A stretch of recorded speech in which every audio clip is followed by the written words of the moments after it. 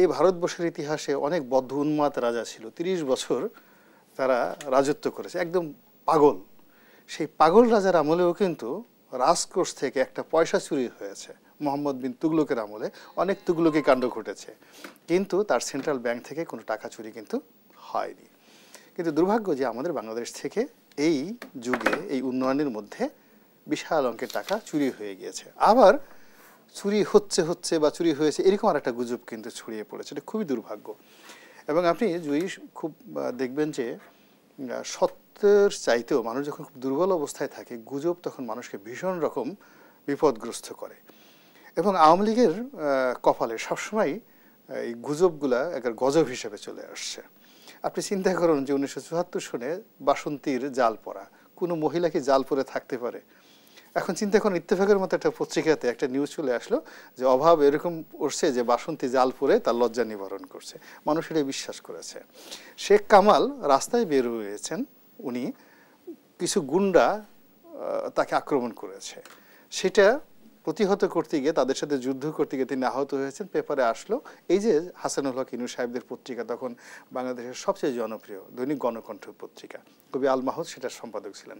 Sheikh Kamal bank ডাকাতি করতে গিয়ে পুলিশের হাতে গুলিবিদ্ধ হয়েছে, শেষ সেটাতে। এই একইভাবে বাকশাল, একইভাবে ৭৪-এর দুর্ভিক্ষ, এই জিনিসগুলো আওয়ামী লীগকে তাড়া করেছে। আবার এখন এই যে ব্যাংক লুট, সেন্ট্রাল ব্যাংক লুট, তার সাথে সাথে এই যে এখন যে অর্থনৈতিক যে খাতগুলো, আপনি স্বাভাবিকভাবে চিন্তা করুন যে আমাদের এই দেশের বিদেশের যে ঋণ $110 বিলিয়ন, যেটা আমাদেরকে এই এখন দিতে হচ্ছে, ঋণ দিতে হচ্ছে, তার সাথে সাথে সুদ দিতে হচ্ছে। এবং এটি বছরে অন অ্যাভারেজে, আমি ঠিক অ্যাডজেক্টলি বলতে পারবো না, but not less than $12 billion এই মুহূর্তে আমাদেরকে লোন সব প্রতি বছর দিতে হবে, এবং এটা প্রতি বছর করে বাড়তে থাকবে। তো $12 বিলিয়ন যদি আপনাকে ঋণ দিতে হয় শুধুমাত্র লোকাল, তার সঙ্গে সঙ্গে আবার আপনি কি করেছেন, স্থানীয় ব্যাংক থেকে টাকা নিয়েছেন, বেতন দেওয়ার জন্য টাকা ছাপিয়েছেন, তার সঙ্গে সঙ্গে আবার বিভিন্ন বন্ড ইস্যু করেছেন। অর্থাৎ আপনার যদি $1.10 বিলিয়ন আপনার বিদেশির লোন থাকে, তার প্রায় দ্বিগুণ লোন রয়েছে লোকাল বিভিন্ন ব্যাংক থেকে, বিভিন্ন জায়গা থেকে, পাবলিকের কাছ থেকে আপনি টাকা নিয়েছেন। এখন এই টাকাগুলো আপনি কোত্থেকে দিবেন? টাকাগুলো দেওয়ার জন্য আপনাকে ওই যে এক্সপোর্ট থেকে টাকা আমদানি করতে হবে, এখান থেকে কর আদায় করতে হবে।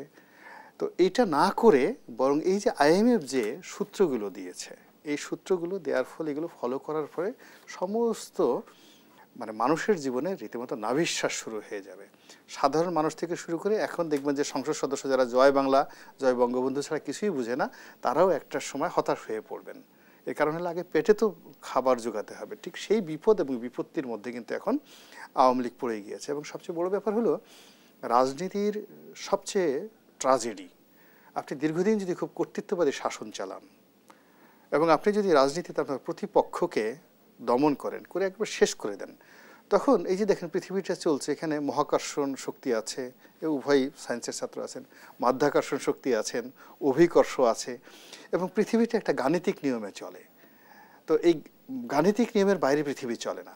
এখন আওয়ামী লীগকে সোজা রাখার জন্য আওয়ামী লীগের লোক পারবে না, এখানে চারিদিক থেকে রাজনৈতিক প্রেশার লাগবে, চাপ লাগবে।